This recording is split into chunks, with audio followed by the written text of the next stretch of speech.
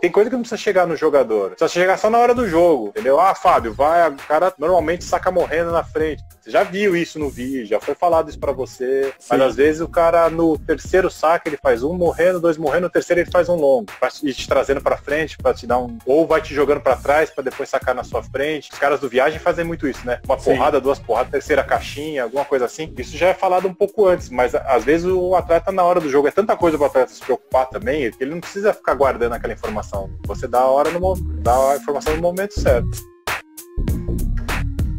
Então a primeira pergunta é saber como que o voleibol entrou na sua vida. A minha irmã jogava, mas não era clube, nada, jogava na escola, mas treinava e tal. Minha irmã mais velha, 5 anos mais velha que eu. E aí comecei a brincar um pouco com os amigos dela e tal, mas, 10 anos não sabia nada. E aí eu consegui começar a praticar na escola no ano seguinte, com 11 anos. E aí, embora. Comecei a jogar em clube, joguei em clube até infantil, infanto. Primeiro ano de infanto eu parei, não dava mais pra mim. Eu tinha que escolher, e aí eu fui estudar, até porque acho que eu não tinha tanta qualidade assim para ser jogador profissional. E aí foi assim que eu tomei contato com o vôlei. A coisa foi acontecendo naturalmente, sempre apaixonado pelo esporte, sempre acompanhando. E as oportunidades foram surgindo. Você fez que faculdade? Eu fiz Escola de Educação Física e Esporte da USP. Eu consegui fazer a faculdade graças ao apoio dos meus pais. Sempre me incentivaram nos estudos, né? E incentivaram também na época que eu jogava. Isso aí, eu, infelizmente, sempre tive uma situação familiar boa, sem luxo, mas sempre foi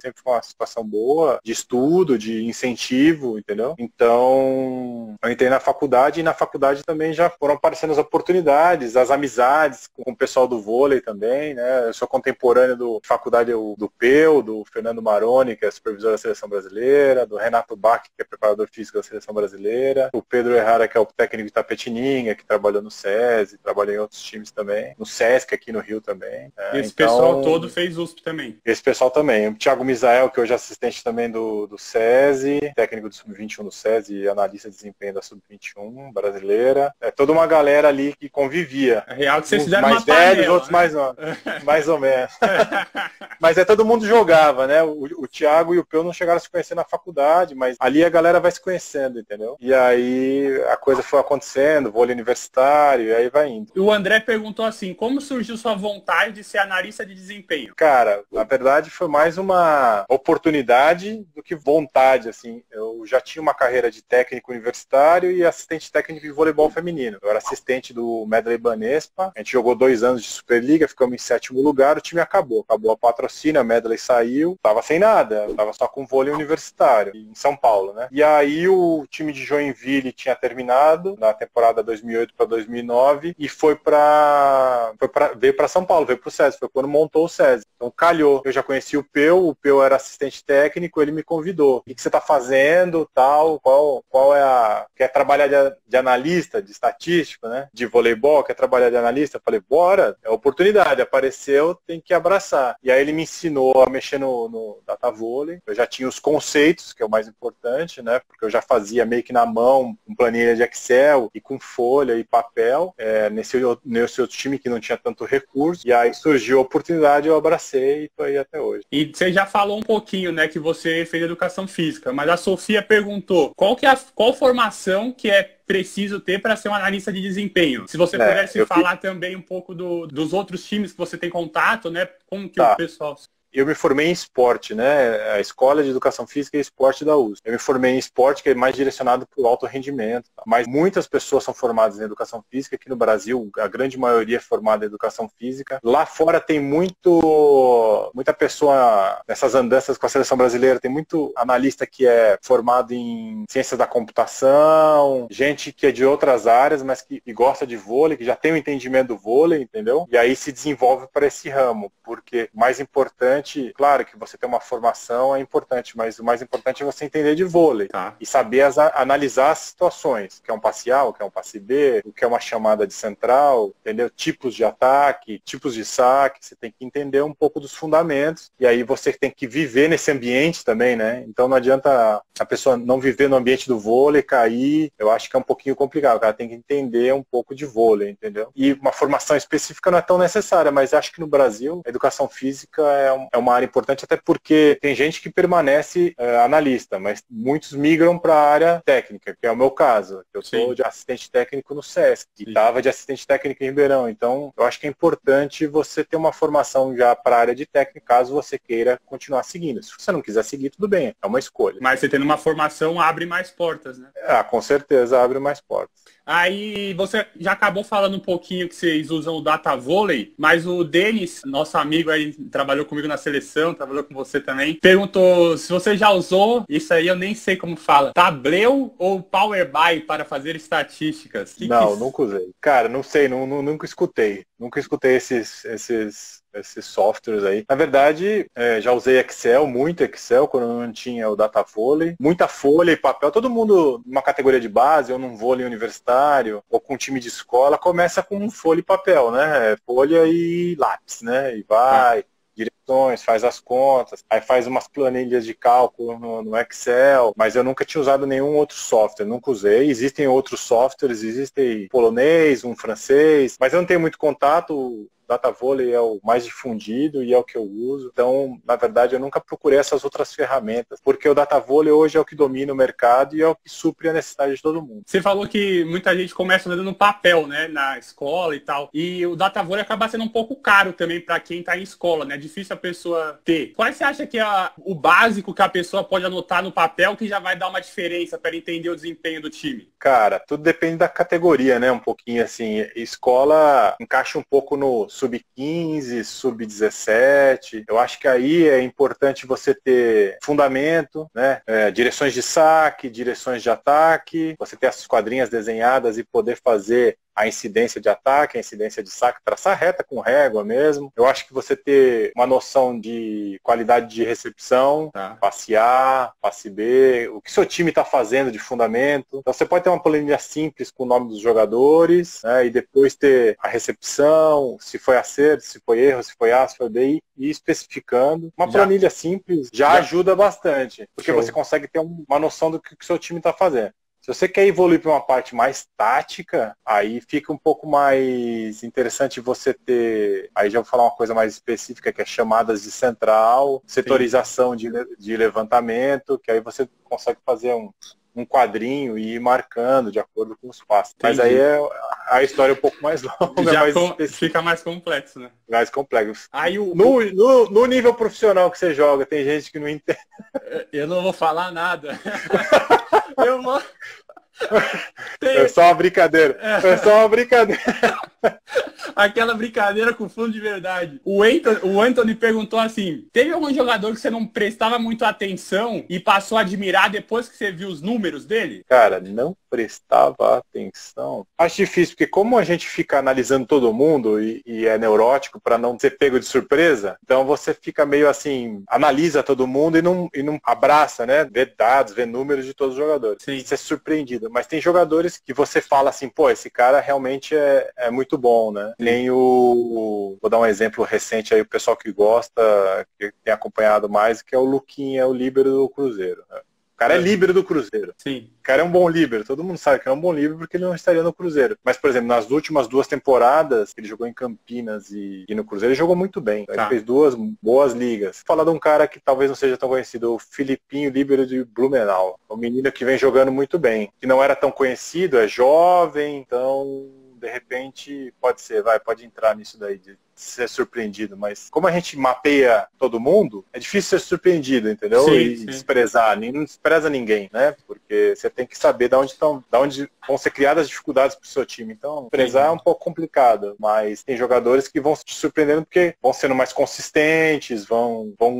evoluindo muito de uma temporada para outra. Acho que passa um pouco de amadurecimento, treinamento e experiência, né? O Emerson perguntou assim, o que te motiva na sua profissão? Acho que o principal é você fazer o que você ama, né? Acho que todo mundo que está no vôlei ama vôlei. Ninguém está aqui porque está obrigado. Todo mundo teve essa felicidade, esse privilégio de poder trabalhar com o que ama. Então isso já é naturalmente motivante. Eu, por característica, sempre fui muito observador, uma característica individual, sempre fui muito observador, analítico, e eu acho que isso ajuda no que eu faço. Então é uma coisa que eu gosto de fazer, de analisar as coisas, observar, pensar um pouco ao redor das coisas que eu observo, entendeu? Então eu acho que isso me motiva muito, a auxiliar as pessoas para que evoluam, ajudar o resto da comissão técnica, porque o analista também ele tem muito disso, né? Ele está no bastidor e sempre está ajudando os outros, né? Então, acho que é isso. Eu posso falar um pouco o que eu enxergo também, às vezes, dentro da quadra. Muitas vezes a gente tá jogando, aí você vai para um tempo e você recebe uma informação que você não consegue prestar atenção na quadra. Então,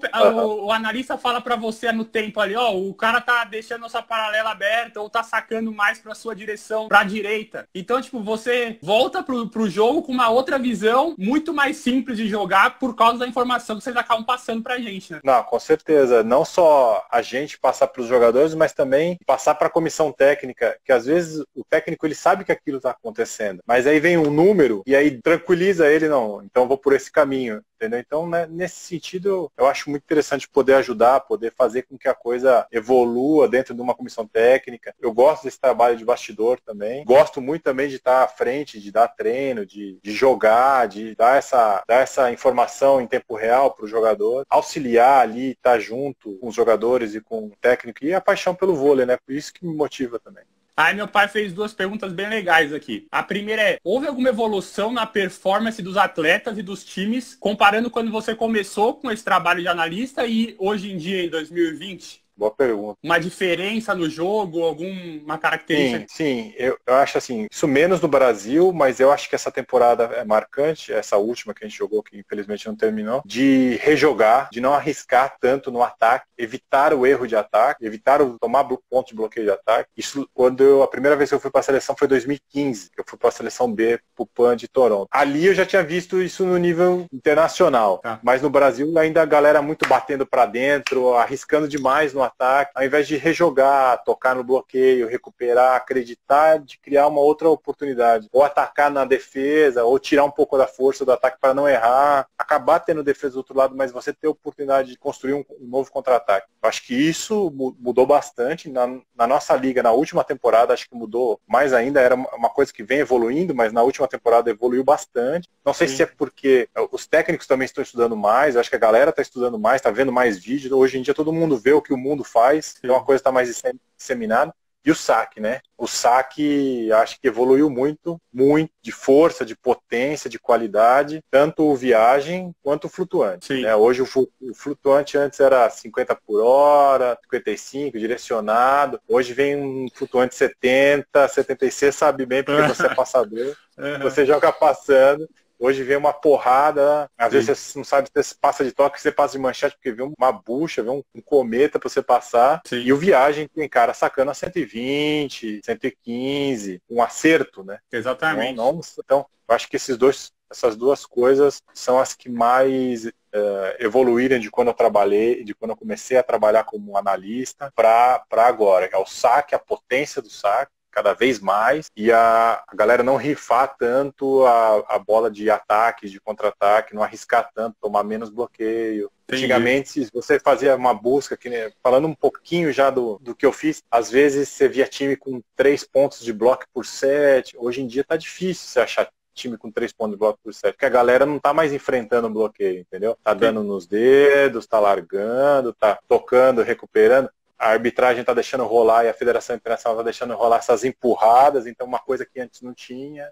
Então nos últimos 3, 4 anos isso criou mais um recurso de ataque, né?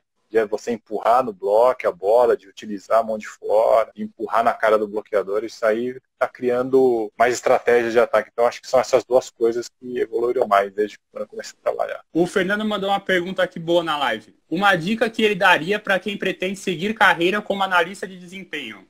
É assim, ó. Primeiro você tem que entender como é que funciona o vôlei. O vôlei é feito de alguns fundamentos. Esses fundamentos eles são executados em sequência, que é o saque, recepção, levantamento, ataque, bloqueio e defesa. Às vezes tem a cobertura de ataque ali também, mas os 6 fundamentos são esses. E você tem que entender desses fundamentos, analisar bem esses fundamentos, e o principal para você utilizar uma ferramenta é aprender com alguém que já tem um bom conhecimento em cima dessa ferramenta, que no caso é o software, né, do Datavolley ou outro software. Entendi. Então, era fazer um curso, entender como é que funciona isso.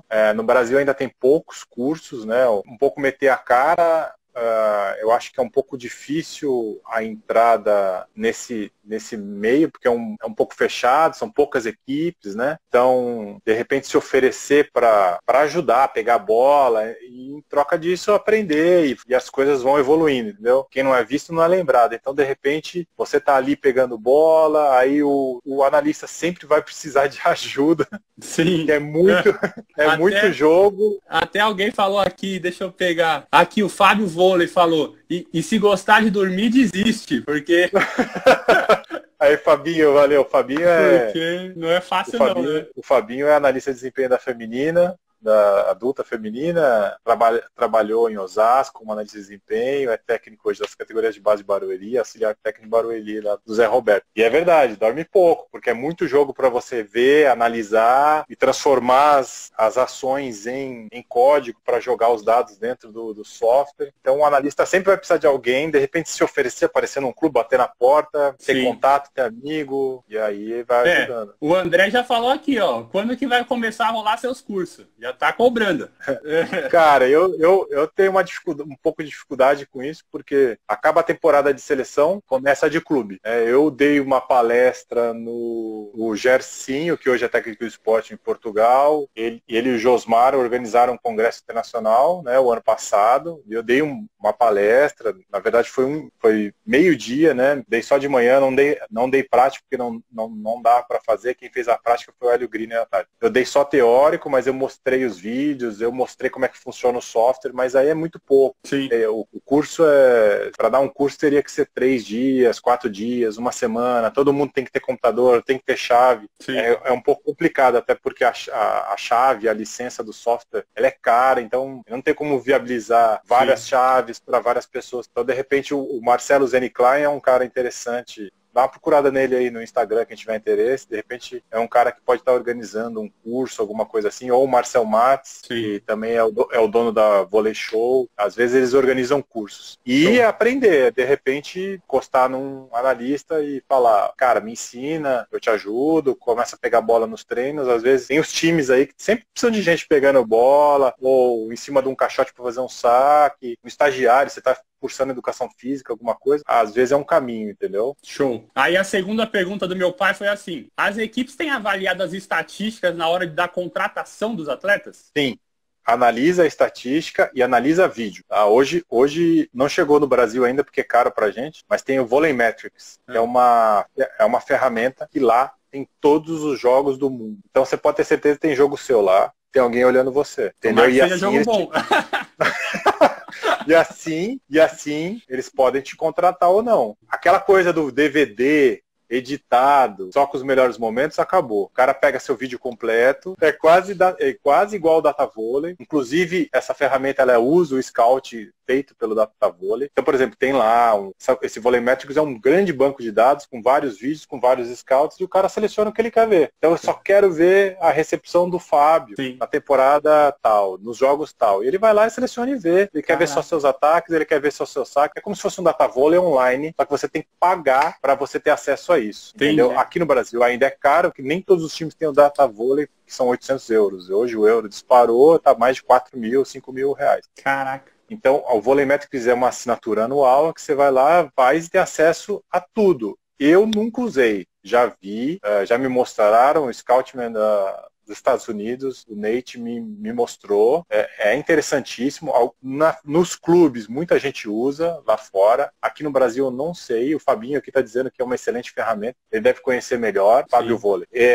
Cara, você tem acesso a tudo, em todos os lugares. Você consegue baixar o vídeo. Para a gente que é analista... Porra, animal. Sim. Muitos técnicos lá fora usam para selecionar jogador. E aí ele não usa só a estatística, né? Ele pode usar a estatística, mas ele vê a estatística sincronizada com o vídeo, que é o mais legal. Ele busca o que ele quiser em qualquer lugar do mundo. Antigamente era um pouquinho mais difundido no vôlei universitário americano, feminino, e hoje expandiu para o mundo todo, porque a Hudl, que é uma empresa norte-americana que trabalha com edição, com outras coisas mais biomecânica do movimento humano, comprou e está indo para essa área também. Aí o Thiago perguntou uma pergunta que é meio controversa. Se o vôlei está cada vez mais rápido de ataque, por que ainda se olha tanto para a altura dos novos atletas? Eu acho que é meio que uma situação meio que excludente, assim. Todo mundo... Quanto que você mede, Fábio? Eu tenho 1,98. Você é grande ou você é pequeno? Sou na média da galera ali, né? Nem muito grande, nem pequeno. Eu acho assim que é natural, a rede tem uma altura, você precisa superar isso. E além de superar a rede, você tem que superar os jogadores adversários, que também são grandes, entendeu? Então, naturalmente, você tem que ter, sei lá, claro, um cara mais baixo consegue jogar levantando, jogar de líbero, mas eu acho que os atacantes e bloqueadores tem que ser altos, entendeu? Ponteiro aí 1,90, já começa a ficar um pouquinho baixo. Ponteiro de 1,90, 1,88, é um pouco baixo. Para levantador 1,88, dá pra jogar. Aí tem o William, tem o Cachopa, aí tem um monte de gente, tem o Matias que jogou aqui com a gente, que é pequeno, tem 1,70, sei lá. O levantador se vira um pouco, o líbero nem se fala, porque não precisa bloquear, atacar, então o líbero pode ter qualquer estatura, mas os atacantes e bloqueadores principalmente precisam ter uma estatura aí para poder encarar o bloqueio, né, quando o cara é atacante e para bloquear o atacante. Então ver um cara 2,08 m saltando 90 centímetros, você tem que ter senão o cara vai ficar batendo por cima como se não houvesse bloqueio. Então tem que ter uma estatura mínima aí. Isso não é estipulado. Claro que se o cara for bom jogador, ele vai ter oportunidade. Eu acho que saltar é muito importante. O Darlan, que jogou contigo a última temporada, acho que tem 1,90 m e joga de oposto, né? Mas salta é uma exceção, né? É uma exceção. Né? O Vacari compensar com outras coisas, né? O Vacari que jogou as categorias de base no SESI e agora estava em Campinas também é um pouco mais baixo, sei lá, tem 1,90 m, 1,92 m. Mas salta, braço forte, tem que ter outras características para compensar a baixa estatura. 1,92 vai falar que é baixo? Não, né? Mas para jogar vôlei tem essas limitações, como basquete, e tem outras modalidades que você pode ser baixo e não pode ser alto, que é o caso de uma ginástica olímpica, que fica mais fácil você executar as manobras. Então é característica da modalidade. Claro que hoje em dia o jogo também está um pouquinho mais de habilidade, então os jogadores não precisam, as extremidades ali também não precisam ser tão altos, principalmente os ponteiros passadores, levantador, líbero, mas tem uns limites aí que não tem jeito. Entendi. Faz parte da modalidade. Show. Aí eu separei algumas fotos suas aqui que eu peguei, aí a ideia é você falar um pouquinho de cada uma e dar uma legenda para elas. Essa aqui que é seu dia a dia, né, praticamente.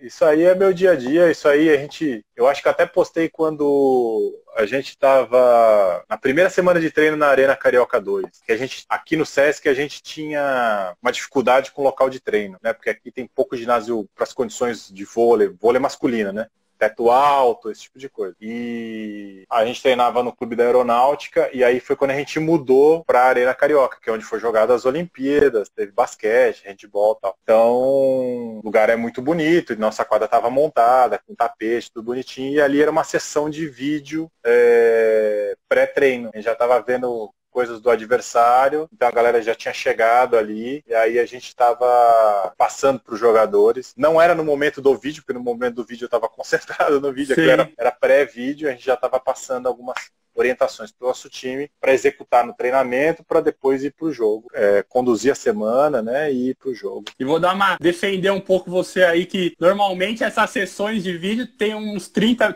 40 minutos no máximo, e os jogadores já reclamam pra caramba, né? E sendo que vocês passaram a noite inteira fazendo vídeo, separando, e a gente já quer que em 15 minutos acabe tudo. Aqui no Sesc, o cara que passava as noites em claro era o Tobias, né? O Tobias, parceiro de temporada aí, que é o nosso analista, e aí as coisas os vídeos já chegavam prontos para eu ver, analisar aí os dados. Mas a gente tenta no máximo meia hora de vídeo. No máximo. Quando é sistema defensivo, saque, bloqueio, a gente está tentando fazer uns 20 minutinhos, passar umas características mais básicas, às vezes separar levantador, para o levantador olhar o bloqueio do adversário, e passar o saque rapidinho pros ponteiros ali, pros líberos, entendeu? Dividir as sessões para não ficar tão longo. Sim. Cara, 40 minutos de vídeo é muito, é pouco, é relativo. É, né? Exatamente. É relativo, mas eu acho que excesso de informação também atrapalha. Então, de repente, tentar fazer coisas mais concisas aí para facilitar também o entendimento. E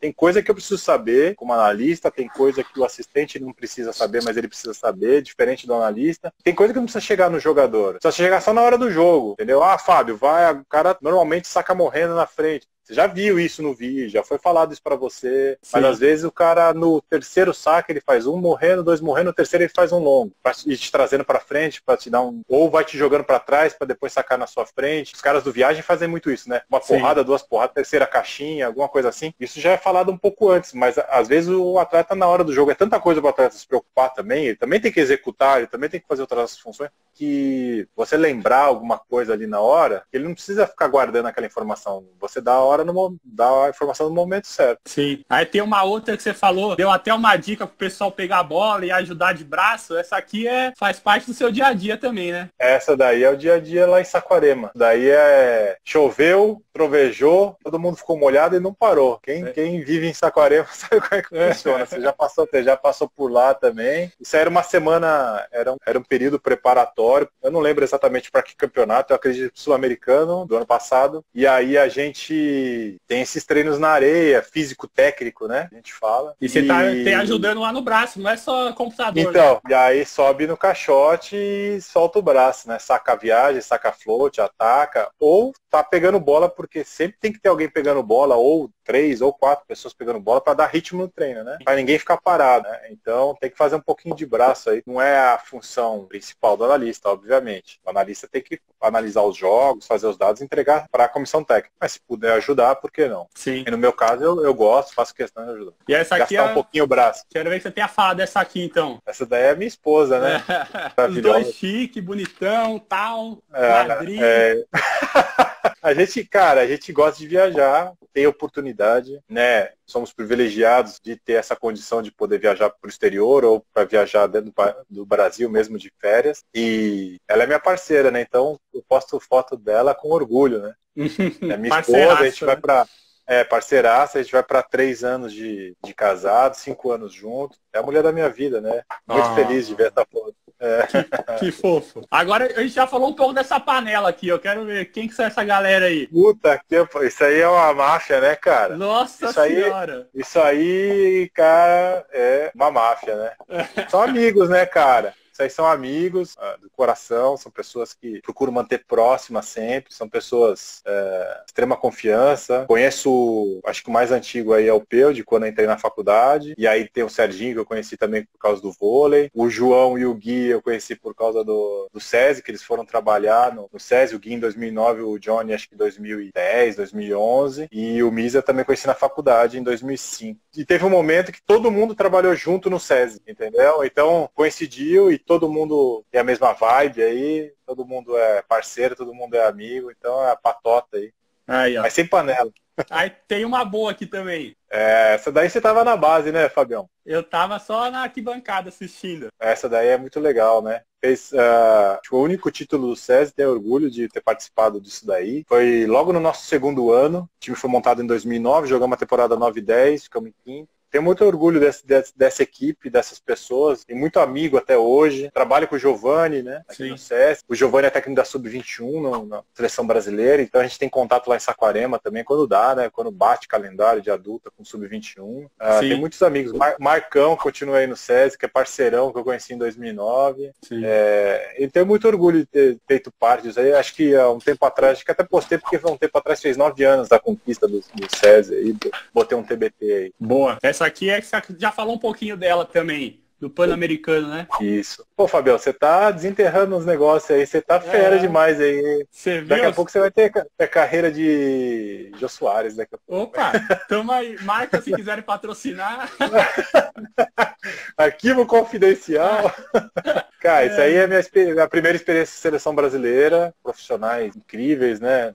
alguns que eu não conhecia e passei a conhecer a partir da convivência com eles lá em Saquarema. Viver o vôlei internacional te traz novas experiências, eu acho que é importante. Quem tem oportunidade, vale a pena. Há um pouco de sacrifício, porque tem que ficar longe da família, em alguns momentos é cansativo, que nem a gente jogou a última Copa do Mundo aí, poxa, fica muito tempo fora, às vezes VNL fica muito tempo fora, mas é gratificante representar o país, fazer o que gosta, fazer o que ama. Então essa experiência de Toronto, nem imaginava que um dia ia chegar na principal, então vivi ao máximo, aproveitei da melhor maneira que eu pude, trabalhei pra caramba, entrava no ginásio 10 da manhã, saía 1h da manhã, chegava na vila, não tinha nada pra comer, só tinha pizza, engordei uns 5 quilos em 15 dias. Mas foi legal.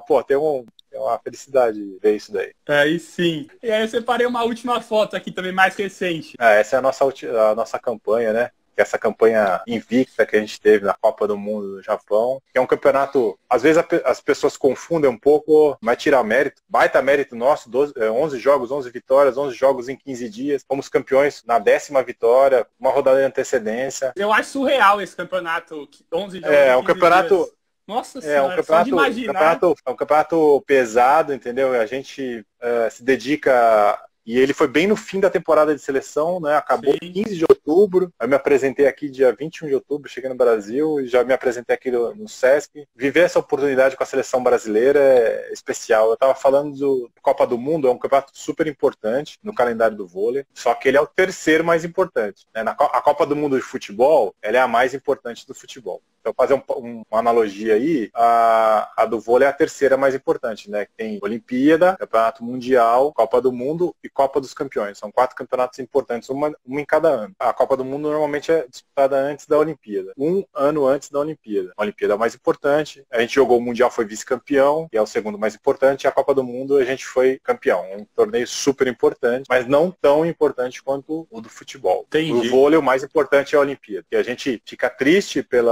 adiamento, mas o momento não permite. Mais um ano para se preparar aí, né? Mais um ano para a gente se preparar e tentar chegar lá o mais forte possível. Vamos ter um tempinho a mais, vai ser bom. Pra mim, pra gente, né, o melhor jogo do ano foi aquela nossa semifinal contra vocês lá da Libertadores. Que você falasse também. Não, eu vou assim, é difícil você falar que uma derrota foi seu melhor jogo, né? A gente jogou vários jogos, jogos muito bons esse ano. Acho que o único time que a gente não conseguiu vencer foi o Sada. Fizemos 3-1, tivemos chance lá na semifinal da Copa do Brasil ganhar do Sada. Não conseguimos, tivemos a oportunidade de fazer 2-0 e perdemos, e aí no final perdemos 3-1. E a gente conseguiu ganhar de vocês, mas aquele jogo aqui no Rio, no retorno, alguma coisa assim. Sim. No turno a gente tomou um pau, aí no retorno a gente ganhou de 3-1. Num jogo que vocês estavam meio quebrados, acho que você não jogou. Eu voltei no terceiro set ali. Foi o jogo que você estava voltando, né? E é um jogo que a gente precisava ganhar, vocês não estavam completos e tal. Então, eu acho que esse jogo da Libertadores é mais importante por causa disso, né? Cara, quem assistiu aquele jogo... Os dois times estavam completos. A gente teve um problema de lesão com o Brendley, e a gente teve um problema de lesão também com o Ian. E aquele dia tava todo mundo, de vocês e da gente. Foi um jogão, foi um 3-2, 25-23. Eu vi até na live que você fez com o Ló.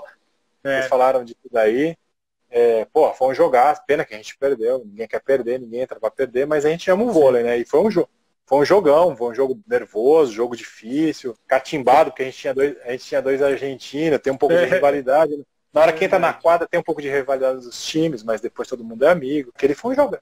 Foi um jogaço, foi uma semifinal, parecia uma final, sem tirar o mérito do Bolívia, porque o Bolívia que fez a final contra vocês. Mas ali o clima, assim, era de decisão mesmo, assim, foi um jogaço. E até pelo tie-break, né? O tie-break foi até 25, então... Foi até 25. E aí, vamos falar de... O Brender é um dos caras que menos erra, Thiago Brender. Erro de recepção baixíssimo, muito passear e tal. O jogo estava equilibrado, a gente estava na frente, tie-break, 14-12, vocês rodam uma bola, o Alan vai pro saque. 14-13. Qual a incidência de saque do Alan? 6-5. Ele saca na 1 também? Saca. É de porrada na 1, mas a incidência, o estudo, 6-5. O Alan lança pra cima, esse aonde? Na 1. No Brendley. Aí é um cara que não é... você...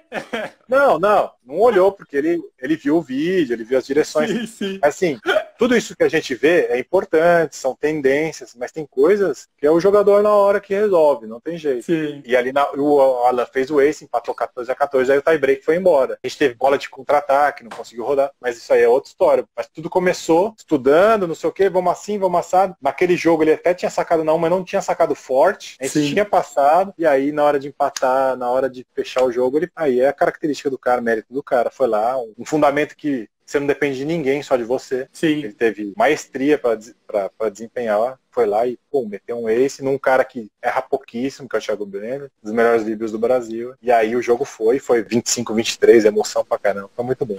Pena que a gente perdeu, a gente podia ter ganhado de 15-13 e não tinha tie-break, não tinha...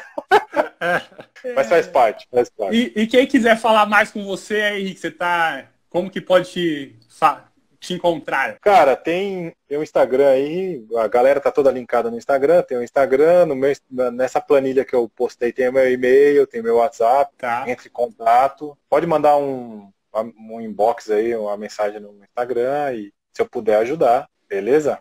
Beleza. Muito obrigado por aceitar o convite. Imagina, obrigado você. Parabéns pela iniciativa aí. Mandou bem demais, fiquei muito feliz. As fotinhas, não sei o que, pô, me surpreendeu mesmo. Parabéns aí. Muito obrigado pelo prestígio. Lisonjeado com a oportunidade de poder falar contigo. Te conheço desde moleque. Nossa senhora. Né? Chegou magrelo, raquítico lá de São Caetano. Lá, todas essas fotos que você posta aí, eu vi ao vivo. Molecão lá no SESI, então é bom te ver, você ter opinião própria, saber articular as ideias, conversar, muito bom. Obrigado aí pela oportunidade de poder conversar contigo, que é um cara que eu gosto muito. Valeu, um abraço pro seu pai aí, pra sua família também. Valeu, tchau, tchau. Valeu.